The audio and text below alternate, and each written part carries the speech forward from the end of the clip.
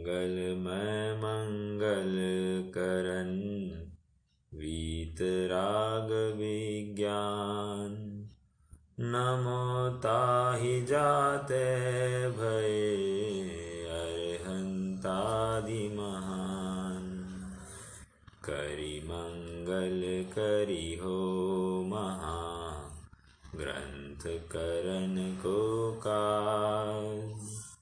जातै मिलै समाज सब पावै निज पद राज। पावै निज पद राज।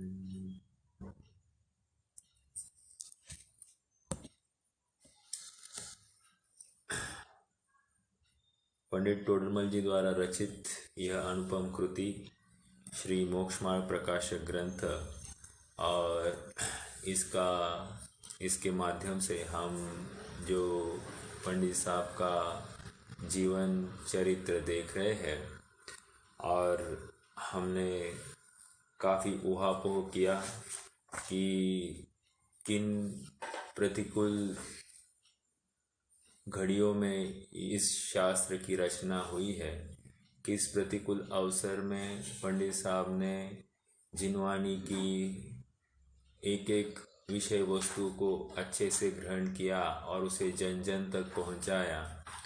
और सचमुच यह असाध्य सा कार्य हमको लगता है। जिन परिस्थितियों में जहाँ पर ना आवागमन की विशेषता, ना संपर्क की विशेषता, और राजनीतिक भी काफ़ी बड़े मात्रा में विरोधक वहाँ पर विद्यमान थे, और ऐसी कठिन अवस्था में जैन धर्म की जिनवानी की अत्यंत विशेष रूप से प्रभावना उनके माध्यम से हमको दिखाई देती है। हम इतना तो कर सकते हैं कि हम उन्होंने जो कार्य किया है उस कार्य को समझें, और उस कार्य को समझकर हम भी इसी मार्ग में स्वयं को समर्पित करें। यही एक योग्य कार्य हमारी तरफ से हो सकता है। हम उनके परिचय के बारे में चर्चा कर रहे थे, और हमने कल देखा इंद्रध्वज विधान की जो चर्चा हुई, की जो व्यवस्था की गई थी, उसमें किस प्रकार से कार्य हुआ था, कितने लोग कार्य करते थे, ये बात हो गई। अब थोड़ा सा एक विषय ये है कि उनके जो उनका संग्रह है, वैयक्तिक संग्रह है, जो कोई जिनागम संबंधी जो विषय वस्तु उनके द्वारा लिखी गई, वो 4 प्रकार की रचनाएं मानी जाती है। या यूँ समझिए कि 2 प्रकार की, एक मौलिक रचना और एक व्याख्यानात्मक रचना। अब मौलिक रचना और व्याख्यानात्मक रचना में क्या अंतर होता है? मौलिक रचना ये हमारे स्वयं के अंडरस्टैंडिंग के अनुसार उस विषय को पेश किया जाता है, अत्यंत सिंपल भाषा में पेश किया जाता है, लेकिन पूरा तात्विक चिंतन और पूरा ऊहापोह हमारी ज्ञान की, हमारी बुद्धि की कुशलता के बल पर होता है। और व्याख्यानात्मक जो टीकाएं होती है, उसमें जो कोई आचार्यों ने ग्रंथ लिखे, उन ग्रंथों का अनुवादात्मक कार्य होता है एक, और उसी का संक्षेप में भावार्थ लिखा जाता है। तो ये व्याख्यानात्मक टीका। तो मौलिक रचनाएं भी 4 प्रकार की होती है। जैसे एक होती है वर्णात्मक शैली वाली, ठीक है, दूसरी होती है पत्रात्मक शैली वाली, तीसरी यंत्र रचनात्मक शैली, और चौथी विवेचनात्मक शैली। 4 शैलियां कौन सी? फिर से वर्णात्मक शैली एग्जाम्पल समोशरण की रचना जो है, समोशरण वर्णन पंडित साहब ने लिखा, तो वो जो है उस समोशरण वर्णन ये रचना वर्णनात्मक शैली में लिखा गया है। टोटल वर्णन है समोशरण आदि का वहाँ पर। फिर दूसरा पत्रात्मक शैली, जितने भी उनको पत्राचार उनके पास होता था तो उनके जो कोई जवाब उनके माध्यम से दिए जाते थे, ये शंका समाधान उसमें होता था। तो वहाँ पर पत्रात्मक शैली में आपने ऐसे कहा, हमने ऐसे लिखा, आपने ऐसा प्रश्न किया, उसका जवाब ऐसे। तो ये जो है प्रश्न का भी ज्ञान हमको उस पत्रात्मक शैली में होता है। या आपको बताओ,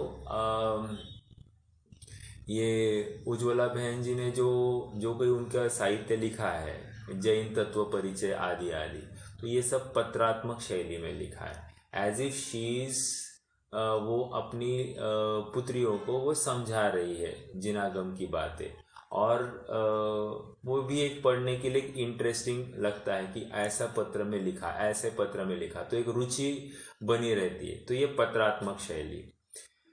तीसरी है यंत्र रचनात्मक शैली, इसी को हम चार्ट कह सकते हैं। तो चार्ट कहाँ बनाए, या अर्थ संदृष्टि। अर्थ संदृष्टि ये गोमटसार में उन्होंने बनाई है, अनेक अर्थ संदृष्टियाँ बनाई। तो चार्ट्स बनाए जिसको लेकर विषय को बहुत कॉम्प्रेस किया जाता है और थोड़े में ज़्यादा विषय को दिया जा सकता है।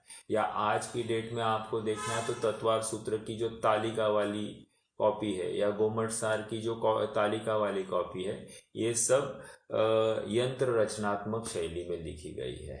तो एकदम संक्षेप में बहुत सारा विषय इसमें समझ में आता है। ठीक है, तो ये यंत्र रचनात्मक शैली, तो ये भी मौलिक चिंतन से बनती है।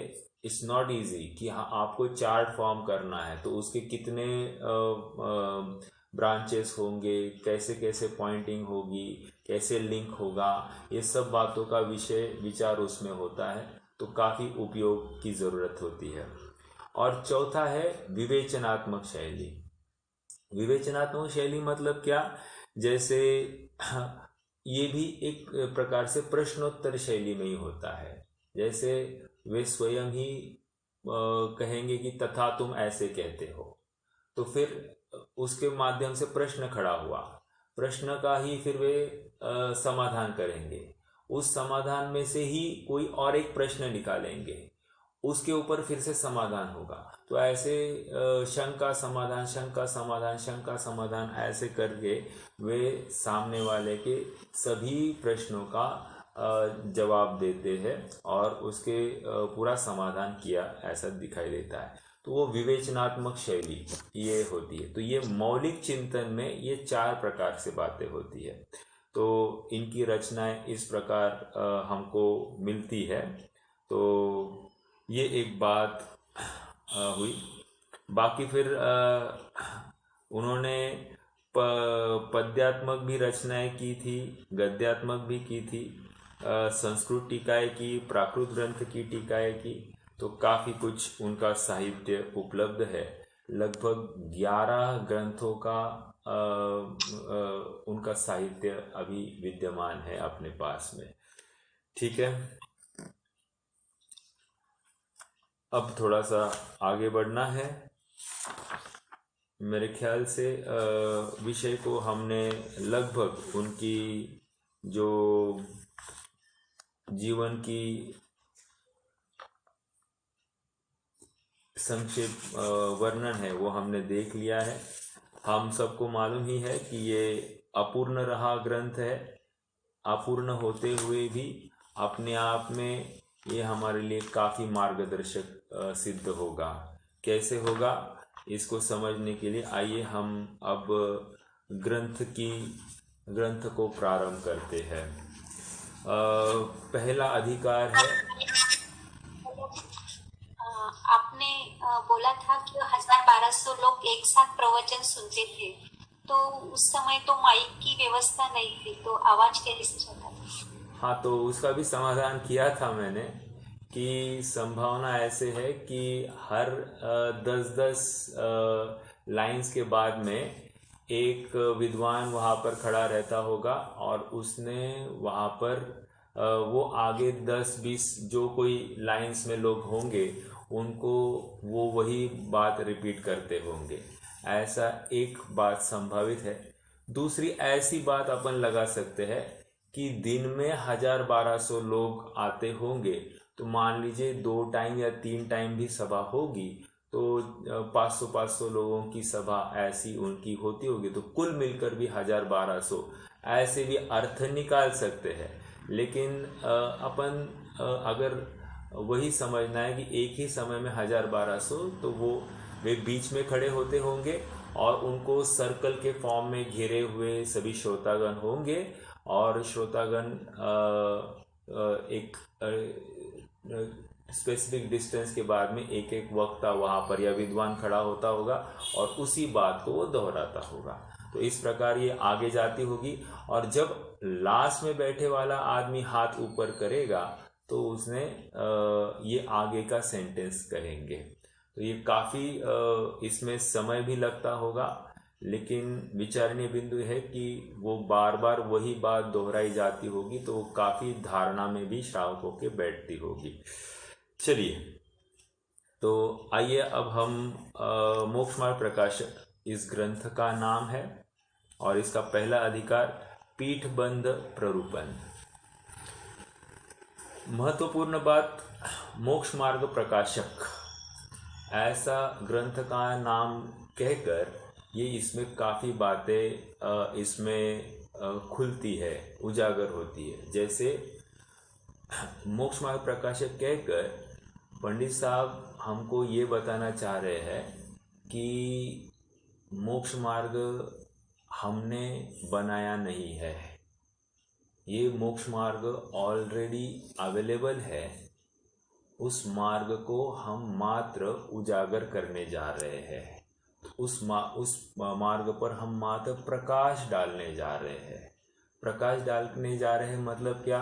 मार्ग तो है, मात्र लाइट दिखाएंगे हम, चलना भी हमको पड़ेगा, मात्र हम उस लैंटर्न को, उस लाइट को दिखाएंगे, उससे आपका काम हो सकता है। भले ही वो छोटा दिया क्यों ना हो, लेकिन आपको मार्ग में आगे बढ़ने के लिए कार्यकारी होगा। तो इस प्रकार इस ग्रंथ का नाम मोक्ष मार्ग प्रकाशक। मोक्ष मार्ग ये हमारे यहाँ पर बनाया नहीं जाता है, ये और विद्यमान है, और उस मार्ग पर चलने की प्रेरणा की जाती है। मात्र वहाँ पर मार्ग को इन्वेंट नहीं किया जाता है, वो रीडिस्कवर किया जाता है। इन्वेंट और डिस्कवर, इन दोनों में फ़र्क है। इन्वेंट करना मतलब क्या? जैसे ये मोबाइल है, मोबाइल यह नवीन चीज़ बनाई गई, तो बनाना मतलब उसकी इन्वेंशन हुई है। लेकिन डिस्कवरी में ऐसी बात नहीं होती है। डिस्कवरी में क्या होता है, जैसे डिस्कवरी ऑफ इंडिया, तो डिस्कवरी ऑफ इंडिया मतलब जो हमारा इतिहास खोया हुआ था, काल के गर्त में खोया हुआ था, उसको फिर से पुनर्अवलोकन करके उसको लिखा जाए, तो उसको क्या कह रहे हैं? Discovery of India. तो ऐसे ही यहाँ पर जो काल के गर्त में जो हमारा जैन मार्ग या मोक्ष मार्ग जो लुप्त सा हो गया था, उस लुप्त मार्ग को फिर से पुनर्प्रकाशित करने के हेतु उसको फिर से जो ओझल हो गया था वो फिर से थोड़ा सा एक क्लोज व्यू लाने के लिए ये ग्रंथ मोक्ष मार्ग प्रकाशक। ठीक है, तो ये ग्रंथ का नाम बिल्कुल सार्थक सा है। अब देखते हैं क्या है इसका प्रथम अधिकार। पहला अधिकार पीठबंध प्ररूपण। पीठबंध प्ररूपण मतलब क्या होता है? जैसे इसके दो अर्थ करेंगे। पीठबंध प्ररूपण मतलब इन शॉर्ट भूमिका, तो इसमें भूमिका बनाई जाएगी कि इसकी विषय वस्तु क्या होने वाली है। ओके, तो ये पीठबंध प्ररूपण ऐसा कहते हैं। या फिर पीठबंध, पीठ मतलब क्या? रीढ़ की हड्डी। ओके, तो रीढ़ की हड्डी को क्या है, उसको प्रॉपरली, जब रीढ़ की हड्डी यथार्थ होगी तो ही जीव मतलब कोई मनुष्य या कोई पुरुष खड़ा रह पाएगा। तो कह रहे हैं कि ये भी एक उस हड्डी के समान है जो इस पूरे ग्रंथ को खड़ा करने में कार्यकारी होगा। पीठबंध प्ररूपण। ओके, देखो अब क्या है, अपन प्रथम लाइन से इसका पाठ करेंगे। अथ मोक्ष मार्ग प्रकाशक नामक शास्त्र लिखा जाता है।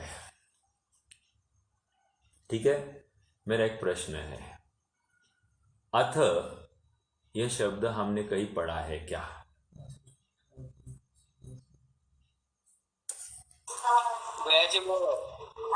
कर्तृत्व बुद्धि से नहीं लिख रहे, ऐसा मैं लिख रहा हूँ ऐसा नहीं, मेरा प्रश्न ये है कि अथ यह शब्द हमने पूर्व स्वाध्याय में कहीं पढ़ा है क्या? समय सार में। हाँ, बहुत अच्छा, समय सार में। समय सार में, विशेष रूप से समय सार की टीका में, आत्मख्याति टीका। ठीक है, वहां पर क्या लिखा? अथ सूत्रावतार। तो और फिर अथ का अर्थ टीका में अमृतचंद्र स्वामी स्वयं लिखते हैं, अथ यह शब्द मंगलकारी है। मतलब कोई साधारण शब्द नहीं है, ये मंगलकारी शब्द का प्रयोग हो रहा है। तो पंडित साहब के भी ज्ञान में कोई मंगलमय कार्य हो रहा है, इस हेतु उन्होंने वहां पर शब्द लिखा अथ। ठीक है, तो अथ मोक्ष मार्ग प्रकाशक नामक शास्त्र लिखा जाता है। मोक्ष मार्ग प्रकाशक नामक शास्त्र लिखा जाता है। अगेन वन मोर पॉइंट, वहां से खोला। लिखा जाता है कहकर ये क्या कहना चाहते हैं? ये वैसे वॉइस कौन सा है, एक्टिव वॉइस है या पैसिव वॉइस है? मोक्ष मार्ग प्रकाशक नामक ग्रंथ लिखा जाता है, ये एक्टिव वॉइस है या पैसिव वॉइस है? पैसिव वॉइस है। मतलब जैसे I am writing a book, ये हो गया एक्टिव वॉइस, और a book is being written by me, ये हो गया पैसिव वॉइस। अब प्रश्न फिर से खड़ा हो रहा है, आप सरल लिख सकते कि मैं ग्रंथ लिखता हूं, तो इन्होंने ऐसा क्यों लिखा? मोक्ष मार्ग प्रकाशक नामक ग्रंथ लिखा जा रहा है, लिखा जाता है। तो इसका एक ही कारण है कि यदि वे मैं लिखता हूं ऐसा कहते हैं तो ग्रंथ अपूर्ण रहा, एक बात है। तो विद्वानों की ये एक विनम्रता होती है कि वे उस कार्य के कर्ता नहीं बनते हैं, और पंडित साहब के इस वाक्य में वो बात बखूबी खुलकर आती है कि मैं ये कर रहा हूं ऐसी बात नहीं है, ये तो होते हुए को मैं जान रहा हूं, होते हुए को मैं जान रहा हूं, इतनी बात उनके इस सेंटेंस से हमको फलित होती है।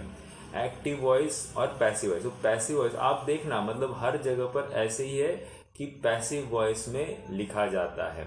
जैसे वहां पर ये भी अमृतचंद्र स्वामी भी कहते हैं कि मोह में मत नाचो। ये कार्य, ये ग्रंथ की रचना अमृतचंद्र स्वामी ने की है, ऐसे मोह में मत नाचो, मावलगतु, ऐसी बात आई है वहां पर। मतलब हमने किया नहीं, हमने तो होते हुए को जाना है। या फिर समय सार के पांचवी गाथा क्या कह रहे हैं? तम में यत्तम दाये हम अपनो विहवेण यदि दाये जपमाणम चुक्किज खलम न घेतव्यम। तो यदि दाये जपमाणम कहकर कह रहे कि हम बताएंगे और तुम प्रमाण करना, और यदि हम बताने में असमर्थ हुए तो तुम छल ग्रहण नहीं करना। दोनों बातें कह रहे हैं, क्योंकि हम बताने में समर्थ होंगे कि नहीं, इवन वी डोंट नो। मतलब क्या, हम नहीं समझते ये बात नहीं है, हमने तो समझ लिया है, लेकिन सामने वाले को समझाना ये हमारे अधीन नहीं है, उसकी योग्यता उसके पुरुषार्थ के अधीन है। तो कह रहे कि आप ये समझना और प्रमाण करना, और नहीं समझा पाऊं तो आप छल ग्रहण नहीं करना। कहने की बात फिर से वहां पर कर्तृत्व बुद्धि वहां पर नहीं है, ये हमको दिखाई देता है। इसी पॉइंट को हाईलाइट करने के लिए उन्होंने एक छंद लिखा है पंडित साहब ने। उस छंद को एक बार देखते हैं। देखो, प्रस्तावना में पेज नंबर 22 है। प्रस्तावना में पेज 22, वचनादिक लिखनादिक क्रिया वर्णादिक अरु इंद्रिय हिया, ये सब है पुद्गल के खेल, इनमें ना ही हमारो मेल। कितनी बड़ी बात है। कह रहे वचनादिक बोलने की या लिखनादिक क्रिया, वर्णादिक अरु इंद्रिय हीरा, मतलब वर्णादि मतलब हमने अक्षर लिखे, अक्षर से शब्द हुए, शब्द से वाक्य हुए, वाक्य से ग्रंथ बनते जा रहा है। और इंद्रिय हिया, इंद्रिया और हमारे हिलना डुलना जो कुछ हुआ, ये सब है पुद्गल के खेल, या में ना ही हमारो मेल। मतलब इसको पूरा, इस पूरे कार्य को उन्होंने किस में डाला, पर के खाते में डाल दिया। ओके, अब देखो फिर स्व के खाते में क्या साहब ऐसे ही हो रहा है क्या शास्त्र? नहीं। रागादिक वचनादिक घना, इनके कारण कारिजपना, ताते भिन्न न देखो कोय, बिन विवेक जग अंधा होए। तो कह रहे हैं कि ये रागादिक, मेरा राग इसमें मिला है, तो रागादिक वचनादिक घना, इनके कारण कारजपना, इन्हें कारण कार्य संबंध है, लेकिन लोग इसको समझते नहीं है। और लोग विवेक नहीं समझने के कारण, विवेक नहीं होने के कारण ये अंधत्व को प्राप्त होते। अर्थात ये पंडित जी ने किया, ये पंडित जी ने लिखा, पंडित जी ने लिखा, ऐसा कहते हैं। लेकिन फिर आगे वे स्वयं लिख रहे हैं, ज्ञान राग तो मेरो मिल्यो, लिखनो करनो तनु को मिल्यो। लिखना और करना ये शरीर का, तनु मतलब शरीर, तनु को मिल्यो। कागज मसी अक्षर आकार, कागज उसकी योग्यता से आया, असी मतलब वो इंक, अक्षर, और आकार वो आकार रूप परिणमित होना, जो कुछ था। लिखिया अर्थ प्रकाशन हार, और ये सब हमने जो कुछ लिखा है वो किसी अर्थ के प्रकाशन हेतु किया है। हमने वो उसमें हमारा राग है, इसके ऊपर हमारा कुछ नहीं है।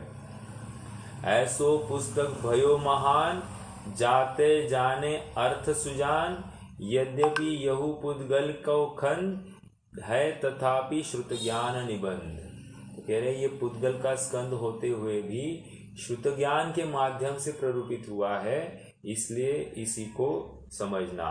तो ये सम्यक ज्ञान चंद्रिका की प्रशस्ति में उन्होंने ये बात लिखी है। सम्यक ज्ञान चंद्रिका ये गोमटसार, जीवकांड, कर्मकांड, लब्धिसार, स्वप्नासार और त्रिलोकसार, इनकी टीका को सम्यक ज्ञान चंद्रिका नाम दिया जाता है। तो ये यहाँ से कर्तृत्व का अभाव इनके कथन में दिखाई दे रहा है। ओके,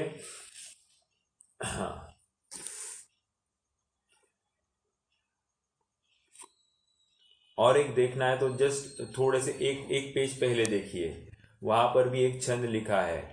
वो मतलब स्वयं को जीव द्रव्य देखने की कैसी उनकी दृष्टि थी वो उनमें आ रही है। मैं हूँ जीव द्रव्य नित्य चेतना स्वरूप मेर्यो, लग्यो है अनादित कलंक कर्म मल को, ताही को निमित्त पाय रागादिक भाव भय, भयो है शरीर को मिलाप जैसे खल को, रागादिक भावनी को पाय के निमित्त पुनि, होत कर्म बंध ऐसो है बनाव जैसे कल को, ऐसे ही भ्रमत भयो मानुष शरीर जोग, बने तो बने यहाँ उपाव निज थल को। फिर से यहाँ पर भी कह रहे हैं कि ये मनुष्य शरीर मिलकर बना तो बन जाता है उपाव, निज आत्मा के प्राप्ति का। कहने की बात फिर से, वहाँ पर वे स्वयं को निज शुद्ध द्रव्य देख रहे हैं और निमित्तभूत ये रागादिक भाव बने हैं और उसमें शरीर आदि मिले हैं, ये सब बातें हैं और कर्म बंध का कारण नहीं हो, ऐसे ही हम कार्य करेंगे। ओके, तो एक बात ये हो गई। अब आगे थोड़ा सा बढ़ना है। अब मंगलाचरण होगा। एक बार हम सब मंगलाचरण का पाठ करते हैं और फिर उसका भी थोड़ा अर्थ समझने की कोशिश करेंगे। ये दोहा छंद में लिखा है, तो करते हैं प्रारंभ। मंगलमय मंगल करण वीतराग विज्ञान, नमो ताहि जाते भय अरहंतादि महान। करि मंगल करि हो महा, ग्रंथ करन को काज। जाते मिले समाज सब, पावे निज पद राज। मंगलमय मंगल करण वीतराग विज्ञान, नमो ताहि जाते भय अरहंत आदि महान। पहली दो पंक्तियों का अपन विचार करते हैं। प्रश्न खड़ा हो रहा है कि यहाँ पर मंगलाचरण तो कर रहे हैं, लेकिन मंगलाचरण के नाम पर किसी इष्ट देव को याद नहीं किया जा रहा है। क्या प्रॉब्लम है? क्यों आपको इष्ट नहीं है? क्या है मतलब कोई अरहंत आदि का नाम आपने क्यों नहीं लिया? तो इसका एक सामान्य जवाब यह है कि यह सामान्य मंगलाचरण होता है। दो प्रकार के मंगलाचरण होते हैं, एक सामान्य मंगलाचरण और एक विशेष मंगलाचरण। विशेष मंगलाचरण में किसी एक इष्ट देव का नाम वहाँ पर लिखा जाता है। नमः श्री वर्धमानाय, तो वहाँ पर नमः श्री वर्धमानाय कहकर वर्धमान स्वामी को याद करते हैं। वैसे ही यहाँ पर किसी इष्ट देव को, व्यक्ति विशेष को याद नहीं किया। क्यों? क्योंकि सामान्य मंगलाचरण ये होता है कि वो व्यक्तिनिष्ठ नहीं होता है, वह वस्तुनिष्ठ होता है। फिर से कहता हूँ, सामान्य मंगलाचरण व्यक्तिनिष्ठ नहीं वस्तुनिष्ठ होता है। और जहाँ पर वस्तुनिष्ठ होता है तो वहाँ पर वस्तु के स्वरूप को ही, वहाँ पर उसकी ही महिमा आती है, तो उस स्वरूप को ही नमस्कार करने की बात होती है। एक साधारण बात, एक छोटा उदाहरण देता हूँ। णमोकार मंत्र क्या है? ये भी एक मंगलाचरण के रूप में हम हर जगह पर णमोकार मंत्र से ही प्रारंभ करते, तो क्या है वो? मंगलाचरण नहीं तो और क्या है? तो मंगलाचरण है, तो ये सामान्य मंगलाचरण है या विशेष मंगलाचरण है? तो सामान्य है, क्योंकि किसी व्यक्ति विशेष को वहां पर हमने याद नहीं किया है। वो तो सामान्य एक पद विशेष को वहां पर नमस्कार किया जाता है। ओके, इसीलिए वो महामंत्र भी कहलाता है, क्योंकि उसमें सभी को समाने की बात होती है। देखो, और एक बात है कि इसमें मंगलमय मंगलकरण वीतराग विज्ञान, नमो ताहि जाते भय अरहंतादि महान। महत्वपूर्ण बात यह है कि वे उसको नमस्कार करना चाह रहे हैं जिसके कारण से अरहंत आदि महान होते हैं। देखो, ऐसा नहीं कह रहे कि अरहंत आदि महान थे इसीलिए वे इसीलिए ये वीतराग विज्ञान महान है। क्या कहा? फिर से मैं कहता हूँ, अरहंत आदि महान है इसलिए वीतराग विज्ञान महान है, ऐसा नहीं। वीतराग विज्ञान महान है इसलिए अरहंत आदि महान है। दोनों स्टेटमेंट में फर्क समझ में आ रहा है? पहले स्टेटमेंट वो जिसके आश्रय से वे पूज्य हुए हैं, वो आश्रयभूत ऐसा शुद्धात्मा ही पूजने योग्य है। देखो, अष्टपौड़ की 103 विगाथा है, बराबर। क्या है? सब आत्मा की अवस्थाएं आत्मा ही है शरण। तो वे आत्मा की अवस्था है, इसलिए अरहंत सिद्धाचार्य पाठक साधु है परमेष्टिपन, सब आत्मा की अवस्थाएं आत्मा ही है शरण। तो वहां पर भी आत्मा को शरण क्यों कह रहे हैं? क्योंकि उसके आश्रय से ही ये अरहंत आदि अवस्थाएं हुई है। तो एक सामान्य लौकिक न्याय है, जैसे मुझे कुछ माल खरीदना है तो मैं क्या करूँगा, मैं बाज़ार में जाऊँगा। बाज़ार में जाऊँगा तो मैं क्या प्रयास करूँगा, होलसेलर से खरीदूँ, है ना। अब मान लीजिए मैं किसी के पास जाऊँ और वो होलसेलर के नाम से मैं जाऊँ और ये समझ में आए कि ये भाई साहब ये तो रिटेलर है, ये होलसेलर नहीं, और ये किसी और से माल मंगवा कर हमको दे रहे हैं, तो जिससे माल मंगवा रहे हैं उसी के पास हम जाए, ये रिटेलर के पास से क्यों लेंगे? तो इसी न्याय से, इसी तर्ज पर कह रहे हैं कि हम भी अरहंत आदि को के पास आए हैं, लेकिन अरहंत आदि भी मंगलमय क्यों कहलाएंगे? क्योंकि उन्होंने अपने आत्मा का आश्रय लिया है, तो उनका माल भी वे कहाँ से देने वाले? आत्मा के आश्रयभूत हुए, इसलिए तो वे माल देने वाले हैं। तो क्यों ना हम ही हमारे आत्मा का आश्रय ले ले, तो हम भी मंगलमय हो जाएंगे। तो कह रहे हैं इसी प्रकार हम भी अपने आत्मा का आश्रय ले और हम भी अनंत आदि जैसे महान हो। इसीलिए वो आत्मा कैसा है? वितराग विज्ञान स्वरूप है। ऐसे वितराग विज्ञान स्वरूप आत्मा के आश्रय जो होता है वो अरहंत आदि जैसे महत् पद को प्राप्त होता है। अब एक महत्वपूर्ण बात यहाँ पर क्या कह रहे? मंगलमय, मंगलकरण। ये साधारण बात नहीं कह रहे, कह रहे सर्व प्रकार से मंगलकारी है और मंगल रूप है। दो बातें हैं, जैसे शिव स्वरूप, शिवकार, छठाला में भी बात आई ना, वहां पर क्या है मंगलाचरण? तीन भुवन में सार वीतराग विज्ञानता, शिव स्वरूप शिवकार, नमहु त्रियोग संहारिके। तो वहां पर भी वो वीतराग विज्ञानता को ही नमस्कार कर रहे हैं। और वो कैसी है? शिव स्वरूप और शिवकार। शिव या मोक्ष का कारण है, मोक्ष स्वरूप है, इसलिए उस वीतराग विज्ञानता को ही नमस्कार है। सेम यहाँ पर भी कह रहे मंगलमय, मंगलकरण, वीतराग विज्ञान। तो यह जो वीतराग विज्ञान है यह मंगलमय है और मंगल करण है। ओके, एक बात ये हो गई। अब थोड़ा सा और आगे,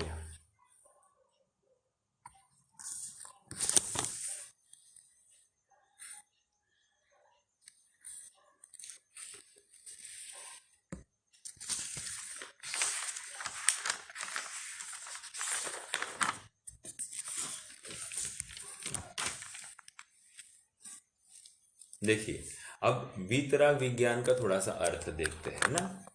वीतराग विज्ञान मतलब क्या? वीतराग मतलब यहाँ पर दो तीन अर्थ करेंगे अपन। पहला अर्थ, वीतराग मतलब जो राग द्वेष से रहितपना है उसको वीतरागता कहते हैं। और विज्ञान जो विशेष ज्ञान का धनी है। विशेष ज्ञान मतलब जहाँ पर आपा पर का भेद ज्ञान कर सके, ऐसे ज्ञान की बात है। वो उस ज्ञान की बात नहीं है जो कितना जानता है ये बात नहीं चल रही है। मतलब कोई अनेक शास्त्रों का पाठी है उसको विज्ञान नहीं कह रहे हैं यहाँ पर। वो तो उस ज्ञान को पूज्य मान रहे जो स्व पर भेद करना जानता है। तो ऐसा विज्ञान, वितरागता और विज्ञानता ऐसा कह दी तो इनमें जो सम्यक दर्शन है अपने आप गर्भित हो जाता है।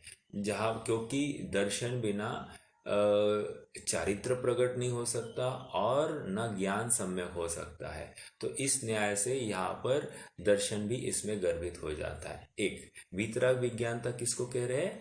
वहां पर रत्नत्रय को ही वीतराग विज्ञानता ऐसा संबोधित कर रहे हैं। दूसरा, संवर, निर्जरा और मोक्ष, ये क्या है? ये वीतराग विज्ञानता। क्यों? क्योंकि मंगल करण है, मंगलमय भी है और मंगल करण है, तो उस पर्याय को भी एक अपेक्षा से अपन नमस्कार कह सकते हैं। तो वीतराग विज्ञानता, वो वीतराग विज्ञानमयी होने से उसको भी वीतराग विज्ञान, उसको भी नमस्कार किया जा सकता है। ये दो अपेक्षा से यहाँ पर नमस्कार अपन देख रहे हैं। वीतराग विज्ञान की बात अपन ने देख ली। देखो और एक बात है, थोड़ा सा अच्छी बात है, यहाँ पर एक एक का नाम नहीं लिया, एट अ स्टेज मात्र वीतराग विज्ञानता कह दी। जैसे अपन लोक में भी देखते हैं ना कि कोई डायबिटीज़ का मरीज़ है, उसको कह दिया कि तुम शक्कर मत खाओ। जब हमने शक्कर मत खाओ ये कह दिया, उस न्याय से क्या क्या हुआ है? उस न्याय से आप पेड़ा, बर्फी, जलेबी, लड्डू आदि जितनी भी मिठाइयाँ शक्कर से बनती है, उन सब का त्याग हो गया। तो एक में कहकर हमने सबको उसमें गर्भित कर दिया, एक शक्कर को कहकर हमने सबको उसमें गर्भित किया। उसी प्रकार यहाँ पर वीतराग विज्ञानता को कहकर इन्होंने समस्त अरहंत सिद्ध पंच परमेष्टि को उसमें गर्भित कर लिया है। समझ में आया? तो ये वीतराग विज्ञानता की बात यहाँ पर हमने देखी।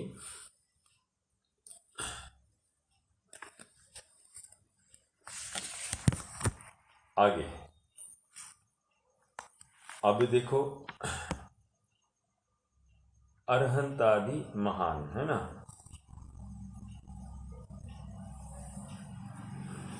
अगला छंद पढ़ते हैं।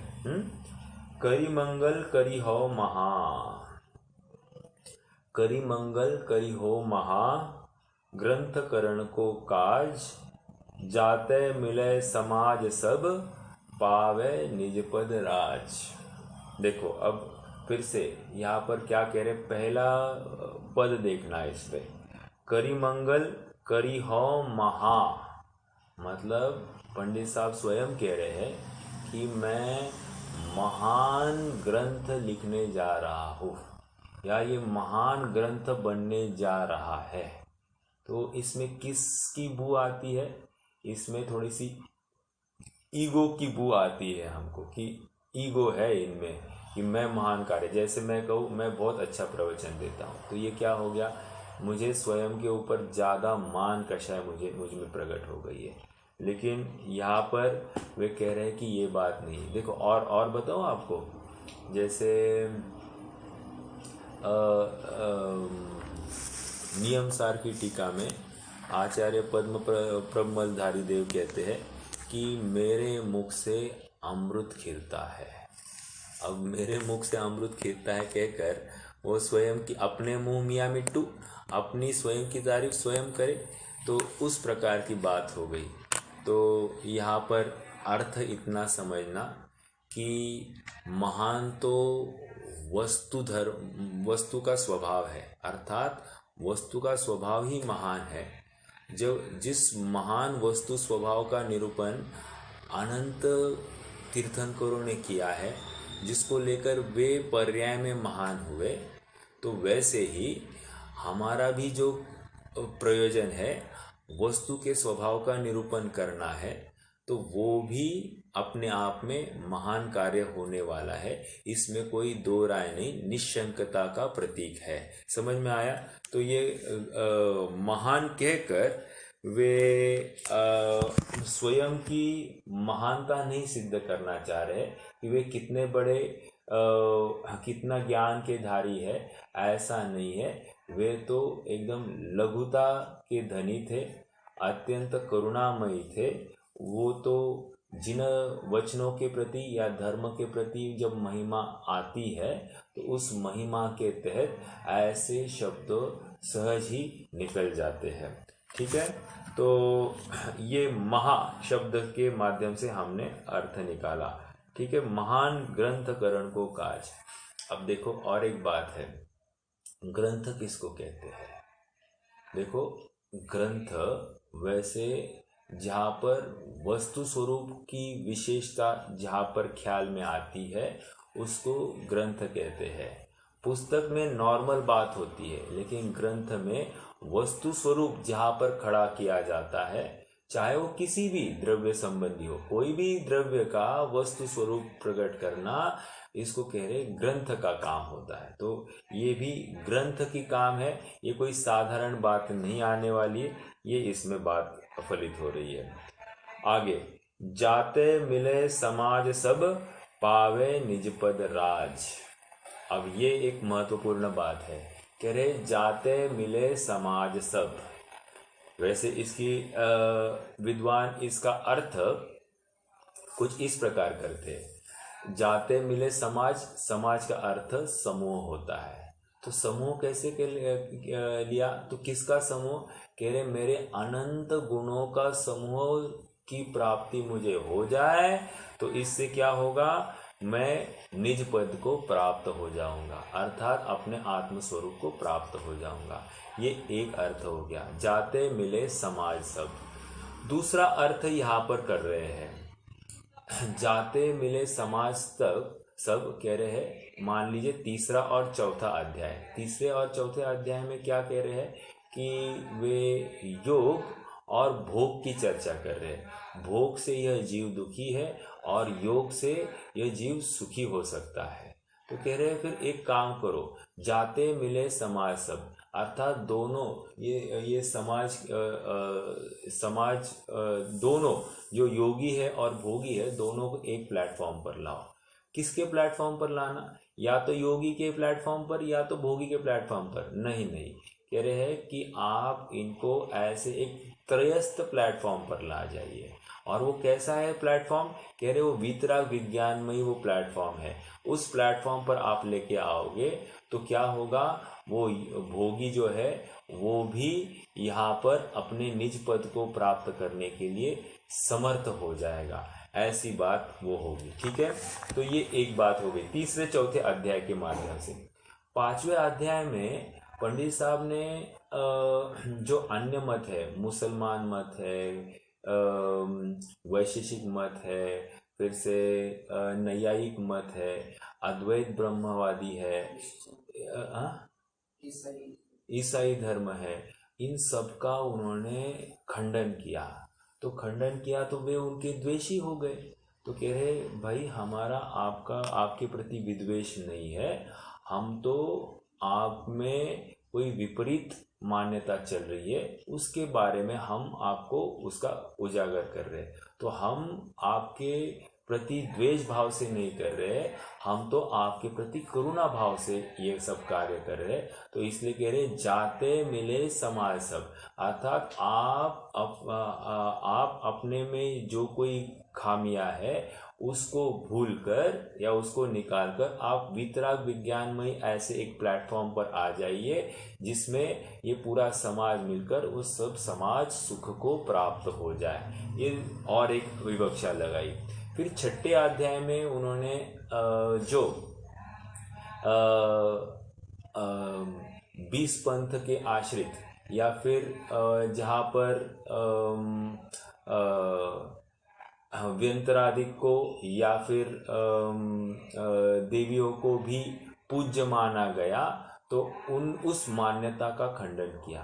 तो कह रहे इनमें देवपना नहीं है, ऐसी मान्यता को छोड़कर आप एक वीतराग विज्ञानता, इस पर्टिकुलर मान्यता में ही देवपना होता है ऐसा निश्चित करके आप उस प्लेटफॉर्म पर आ जाओ तो आप भी सुख को प्राप्त हो जाओगे। ये छठे अध्याय के माध्यम से जाते मिले समाज सब। फिर सातवें अध्याय में उन्होंने निश्चयाभासी और व्यवहाराभासी का खंडन किया। तो निश्चयाभासी एकांत से निश्चय में ही धर्म मान बैठा है, व्यवहाराभासी एकांत में उस व्यवहार की क्रिया में ही धर्म मान बैठा है। तो दोनों में एक मैत्री मिलाकर दोनों का समन्वय करा के वहाँ पर वीतराग विज्ञानता के एक समान प्लेटफॉर्म पर लाकर उनको भी मोक्ष मार्ग में लगाया जा रहा है। ओके, ये सातवें अध्याय में। आठवें अध्याय में कैसे कह रहे, कोई प्रथमान योग का पक्ष रखता हो, कोई चरणान योग का पक्ष रखता हो, कोई कर्णान योग का पक्षपाती हो, या कोई द्रव्यानियों का पक्षपाती हो। तो कह रहे ये सभी पक्ष है, पक्षपात को छोड़कर यहाँ पर एक कॉमन वितराग विज्ञान वाले प्लेटफॉर्म पर आप यदि लेके आते हो तो यहाँ पर भी जाते मिले समाज सब पावे निज पद राज। तो यहाँ पर भी समाज को एक प्लेटफॉर्म पर लाने की बात है। और क्या हो सकता है? और एक बात 9वें अध्याय में चलिए। 9वें अध्याय में वहाँ पर प्रश्न किया, कार्य पुरुषार्थ से होता है या फिर होनार से होता है? काल लब्धि आने पर कार्य होता है या पुरुषार्थ से होता है? और वहाँ पर एक पक्ष ऐसा है जो कहता है कि कार्य तो काल लब्धि आने पर ही होता है। तो उसको समझाया, यदि काल लब्धि आने पर, होनार होने पर ही कार्य होता है, तो फिर तू ये जो व्यापार आदि करता है, भोजन आदि क्रिया करता है, ये क्यों कर रहा है? तो ये करने का कोई औचित्य नहीं दिखाई देता है। और बराबर धर्म के कार्यों में ही तुम कहते हो कि होनहार से ही कार्य होता है। तो ये तुम्हारी यथार्थ रुचि नहीं है, ये झलकाती है। तो उसको जो पुरुषार्थहीन होना चाहता है उसको वहाँ पर धर्म में पुरुषार्थी कराया। और जिसने मात्र पुरुषार्थ से ही कार्य होता है तो उसको भी समझाया कि कार्य मात्र पुरुषार्थ नहीं, अन्य भी वो होनहार या वो योग्यता भी एक बलवान कारण है, उसके हुए बिना कार्य होता नहीं है। तो इसमें समन्वय बिठाकर उसको फिर से पांचों समवाय से कार्य होता है, ये बात वहाँ पर घटित करके वहाँ पर भी जाते मिले समाज सब, मतलब एक दो पक्ष लेकर खड़े हो गए थे। एक निश्चय का मतलब पुरुषार्थ का पक्षी और एक होनहार का पक्ष। तो दोनों पक्षों का समन्वय करा के यथार्थ एक वितराग विज्ञान के प्लेटफॉर्म पर जहाँ पर आ जाता है तो वहाँ पर सब बैर भाव भूल जाते हैं और जाते मिले समाज सब पावे निज पद राज। यहाँ पर उस जीव को भी निज पद की प्राप्ति हो जाती है, ऐसा अर्थ यहाँ से निकल रहा है। ठीक है, तो ये एक बात है। और एक बात, ये बात देखो, उन्होंने मंगलाचरण में ये जाते मिले समाज सब पावे निज पद राज कहकर वे ये ग्रंथ क्यों लिख रहे हैं, ग्रंथ की रचना क्यों हो रही है, उसका कारण लिखा है। देखो, हमने द्रव्य संग्रह में भी पढ़ा था कि ग्रंथ क्यों लिखा जा रहा है, क्या अपेक्षा है, आपको वो नोट करना जरूरी होता है। तो जैसे रत्नगण श्रावकाचार्य में दूसरे छंद में ही कह दिया, देशयामी समीचीनम धर्मम कर्म निवर्हनम, है ना, संसार दुखतया सत्वान यो धरती उत्तमे सुखे। मतलब मैं जो व्याख्यान करूँगा, जो उपदेश दूंगा, वो इस जीव को संसार के दुखों से निकालकर उत्तम सुख में धारण कराएगा। उसी प्रकार यहाँ पर ये जो मैं ग्रंथ लिख रहा हूँ, ये ग्रंथ लिखने का प्रयोजन इस जीव को अपने अनंत गुणों का समाज मिले और जिसके माध्यम से वो अपने निज पद में स्थित हो जाए, या फिर ये जितने भी मतांतर या संप्रदाय हुए हैं, ये सब आपस का बैर भूला कर ये अपने एक वितराग विज्ञान के प्लेटफॉर्म पर आकर अपने इकट्ठा हो जाए, ये पूरा समाज इकट्ठा हो जाए और सब अपने निज पद की प्राप्ति कर ले, ये भी वहाँ पर अपेक्षा है। तो दो प्रकार से हमने यह अर्थ किया। एक तो निज मतलब वहाँ पर समाज मतलब समूह और अपने अनंत गुणों का जो समूह है, ऐसा आत्मा की प्राप्ति होना, ये एक अर्थ हुआ। और दूसरा जो शब्दशः अर्थ निकल रहा है कि जाते मिले समाज सब, जितने मतांतर है वे मतांतर व्यक्ति विशेष के प्रति कोई खेद नहीं है या कोई विद्वेष नहीं है। यहाँ तो उस पर्टिकुलर मान्यता, उस बिलीफ के प्रति खंडन करने की बात है कि ये मान्यता को लेकर हमारा हित नहीं हो सकता है, इसलिए हे भाई तुम इस गलत मान्यता को छोड़ो और एक वितराग विज्ञानता के प्लेटफॉर्म प्लेटफॉर्म पर आ जाओ, उसी में तुम्हारा कल्याण हो सकता है। ऐसी वहाँ पर लोगों को भरसक प्रेरणा देने की बात उनके माध्यम से की गई। तो ये ग्रंथ क्यों किया जा रहा है, ये अंतिम पंक्ति में वहाँ से हाईलाइट हो रही है बात। ठीक है, तो एक बार हम फिर से इस मंगलाचरण को पढ़ते हैं और फिर आगे बढ़ते हैं। मंगलमय मंगल करन वीतराग विज्ञान, नमो ताहि जाते भय अरहंतादि महान, करि मंगल करि हो महा ग्रंथ करण को काज, जाते मिले समाज सब पावे निज पद राज। चलिए अब थोड़ा सा आगे बढ़ते हैं। अब देखो आगे क्या कह रहे हैं। अथ मोक्ष मार्ग प्रकाशक नामक शास्त्र का उदय होता है। फिर से अगेन एक महत्वपूर्ण शब्द वहां पर आया है। कौन सा आया है? अथ मतलब हमने तो देख ही लिया था। अथ मतलब अब। क्या कह रहे? अथ मतलब अब ये मंगलमय है, मंगलकारी का सूचक है। मतलब क्या?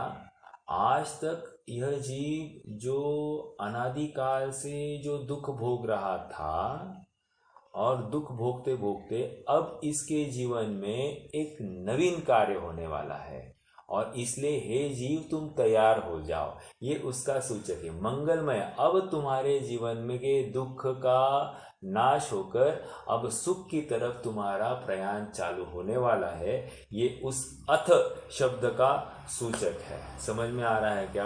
अथ एक बात ये हो गई। तो मंगलमय देखो, छढ़ाला में अंतिम वहां पर लिखा है ना, क्या? यह राग आग दह सदा, नहीं अंतिम क्या है? हाँ, यह राग आग है रहे सदा,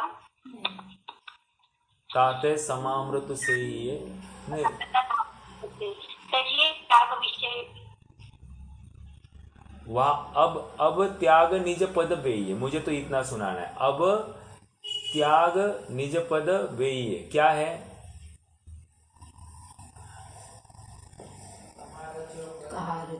हाँ, कहा रचो पर पद में न तेरो पद, यह क्यों दुख सहे, अब दौल हो सुखी स्वपद रची, दाव मत चूको यह। बराबर, तो वहां पर भी अब आया है। तो कहा रचो पर पद में न तेरो पद, यह क्यों दुख सहे, तो ये तो दुख सहने की बात हो गई। अब कहकर अब हम दुखी नहीं होंगे, अब यू टर्न आने वाला है हमारे जीवन में, ये उसका सूचक है। वैसे अब अथ का अर्थ अब, तो कह रहे अब मतलब अब एक मंगलमय मंगलकारी घटना हमारे जीवन में होने वाली है, और वो क्या है? मोक्ष मार्ग प्रकाशक नामक शास्त्र का उदय होने वाला है। तो उदय होने वाला है, तो ये इससे क्या लाभ होने वाला है, तो समझते हैं। उदय का अर्थ क्या होता है वैसे? उदय किसको कहते हैं?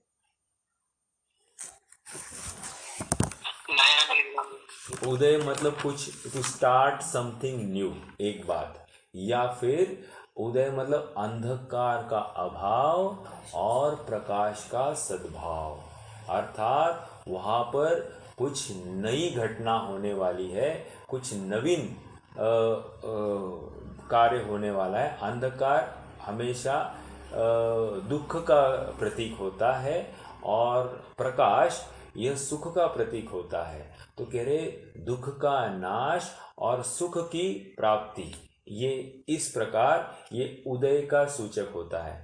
और जैसे लोक में कोई उत्कृष्ट पदार्थ का उदय होता है, ऐसा कहते हैं, जो बहुत ही कार्यकारी हो, हितकारी हो, उसको उदय कहते। जैसे सूर्य का उदय हुआ है, उसी प्रकार कह रहे ये मोक्ष मार्ग प्रकाशक ये भी हमें उसका उदय हो रहा है, अर्थात अब ये आज तक के इस जीव ने जो दुख भोगे है इन सब का नाश करने में अत्यंत समर्थ है।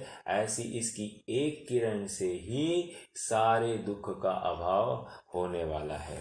समझ में आया? जैसे लोक में भी कहते हैं ना, तमसो माँ ज्योतिर्गमय, या फिर मृत्यु माँ अमृतगमय। तो वहाँ पर क्या है, ऐसा कौन जीव है जो तमसो मतलब अंधकार का अभाव करके प्रकाश की तरफ बढ़ना नहीं चाहता है। ऐसा कौन जीव है जो मृत्यु का अभाव करके अमृत या अमर होने की तरफ बढ़ना नहीं चाहता है। ऐसा कौन जीव है जो क्षणिकता को छोड़कर शाश्वतता को नहीं पाना चाहता है। ऐसा कौन जीव है जो अज्ञान रूपी अंधकार को छोड़कर ज्ञान रूपी प्रकाश की तरफ बढ़ना नहीं चाहता है। अर्थात प्रत्येक जीव ही सुखी होना चाहता है। प्रश्न ये है कि सुखी कैसे हो सकता है, और सुखी होने के लिए उसको किसी न किसी एक सुशास्त्र की जरूरत पड़ती है, और ये सुशास्त्र अर्थात उसका उदय होना ये मोक्ष मार्ग प्रकाशक है। क्योंकि धर्मोपदेश यह एक ही ऐसी जबरदस्त ऐसी एक ट्रिक है या ऐसी एक साधन है जिसके माध्यम से यह अपना कार्य कर सकता है। देखो, सुख की तलाश में जीव कब निकलता है? वैसे सुख की तलाश में जीव तभी निकलता है जब यह दुख से पीड़ित हो। जितना ज्यादा दुखी हुआ है उतना ज्यादा वो सुख की तलाश में निकलता है। जैसे हम लोग में भी कहते हैं ना कि every action has an equal and opposite reaction. तो वहाँ पर एवरी एक्शन मतलब यहाँ पर जितना दुख को भोगेगा उतना ये ज्यादा सुख की तलाश करेगा।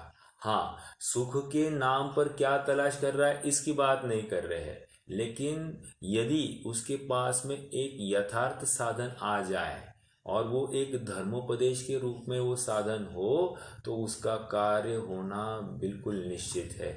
और वही बात ये कह रहे हैं कि उदय हो रहा है, अर्थात आपको सर्वोत्कृष्ट ऐसा एक साधन आपके हाथ में मिला है जिसके माध्यम से आपका सुखी होना अब निश्चित है।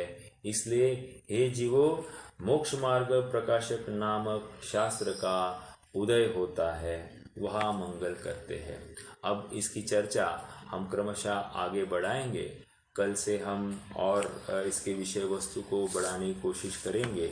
मंगलाचरण का विषय काफ़ी बड़ा है, इसका लगभग 1-2 क्लास चल सकता है।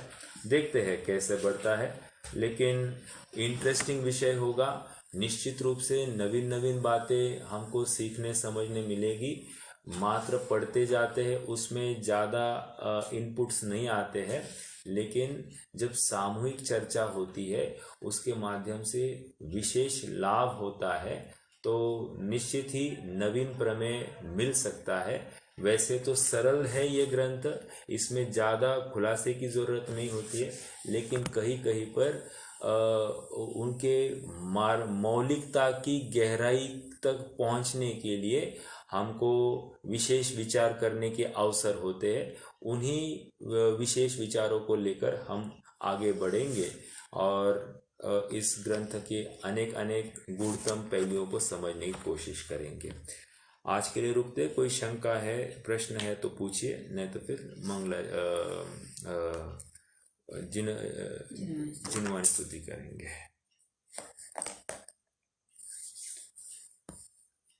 चलिए, क्या कहा? हिंदी में किसने लिखा है? हिंदी में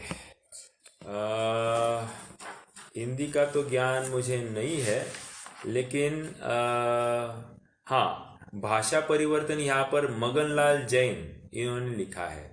मगनलाल जैन इन्होंने ये एक्चुअली देखो क्या हुआ है आपको बताऊँ, आप अगर इसकी स्टार्टिंग से देखोगे तो यहाँ पर इनकी कॉपियाँ कब कब छपी है उसका क्या इंफॉर्मेशन मिलती है। देखो जैसे मैं बताऊँ आपको, हाँ जी, देखो बाबू ज्ञानचंद जैन लाहौर, वहाँ पर वज्र भाषा में लिखा गया। ऐसा लिखते लिखते खड़ी बोली में ये अखिल दिगंबर जैन संघ मथुरा द्वारा ये छपा गया 2005 विक्रम वीर निर्वाण संवत 2005 में ये छपा गया। तो उस समय में वो खड़ी बोली में लिखा गया। तो सर्वप्रथम वे तो मेरे ख्याल से ये लगभग अभी अभी कितना चल रहा है वीर संवत, 75 चल रहा है ना। तो लगभग 70-80 साल पहले ये हिंदी में लिखा गया है, 70-80 साल पहले। तो उसके बाद में इसका संपादन पंडित हुकुमचंद जी भारिल ने किया, और इसके पैराग्राफ, इनको हेडलाइंस देना या फिर टॉपिक चयन करना, ये सब उन्होंने फिर किया है। लेकिन ये सब परवर्ती विद्वानों ने किया। मोक्षमाया प्रकाशक तो एट ए स्ट्रेच लिखा गया, लेकिन उसके हेडिंग, पैराग्राफ, उसमें प्रॉपर फॉन्ट देना, ये सब बातें यथा योग्य जो संपादक आदि थे उनके माध्यम से हुआ। ये जो हमारे पास में जो कॉपी है इसका संपादन डॉक्टर हुकुमचंद जी भारिल ने किया है। लेकिन देखिए अगर पेज नंबर 25 पर देखते हैं आप, तो वहाँ पर ये सस्ती ग्रंथमाला दिल्ली, इसमें भी ये वज्र भाषा में लिखा गया। उसके बाद में दिगंबर जैन संघ मथुरा द्वारा उसकी कॉपी हुई, वो उसमें खड़ी बोली में लिखा गया वो, ठीक है, नहीं, खड़ी बोली में लिखा गया। और आगे फिर श्री जैन स्वाध्याय मंदिर ट्रस्ट सोनगढ़, उन्होंने काफ़ी इसकी कॉपियाँ छपाई, लगभग 11 और 14 25,000 कॉपियाँ इनके माध्यम से छपी है। और फिर 25 नहीं, ऑलमोस्ट 36,000। और फिर बाकी फिर दिल्ली से भी छपी है, वो उर्दू में 1000 कॉपियाँ छपी है। मतलब उर्दू में जो लिखा गया विक्रम संवत 2027 में, तो उसमें उर्दू में भी ये ग्रंथ लिखा गया है। ये विशेष जानकारी के लिए गुजराती में भी लिखा गया है, मराठी में भी लिखा गया है। तो ये उस समय में किसी विद्वान ने लिखा होगा। कारंजा से भी मराठी कॉपी इसकी छपी है, कारंजा से, ठीक है, महावीर ब्रह्मचारी आश्रम कारंजा से। तो समझने की बात इतनी है कि 70-80 साल में मगनलाल जी जैन द्वारा इसका हिंदी अनुवाद हुआ, और जिसका विशेष रूप से 1966, ठीक है, वो तो सोनगढ़ वालों ने किया। ठीक है, चलिए आगे बढ़ते हैं। एक मिनट को, एक पॉइंट था मेरा। हाँ बोलिए। यहाँ पे मंगलाचरण में करी मंगल का नाश होता है उसको मंगल कहेंगे। तो करी मंगल करी हो महा, तो महा कहकर मैं उत्कृष्ट कार्य करने जा रहा हूँ, ये उत्कृष्ट ग्रंथ बनने वाला है, ऐसा कह रहे, महान ग्रंथ बनने वाला है।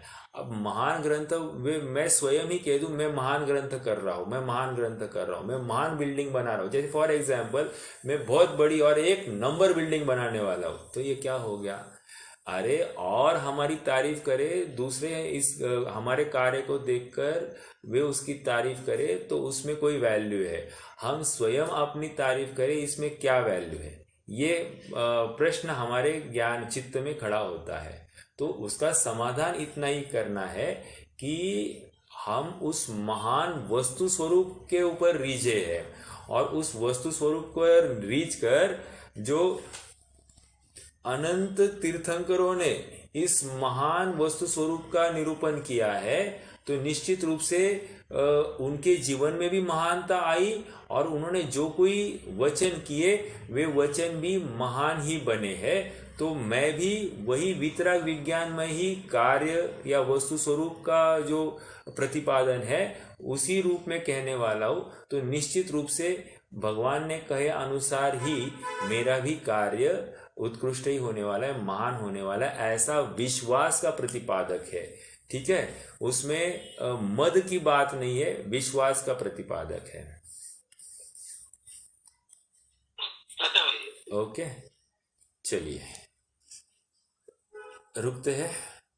ओम नमः।